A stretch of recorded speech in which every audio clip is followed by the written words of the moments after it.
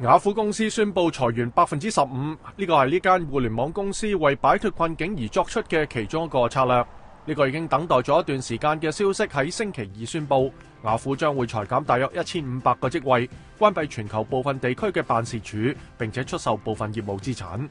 雅虎行政總裁瑪麗莎梅耶爾希望從出售部分雅虎資產可以獲得大約10億美元，不過佢並冇提及究竟係邊一項資產。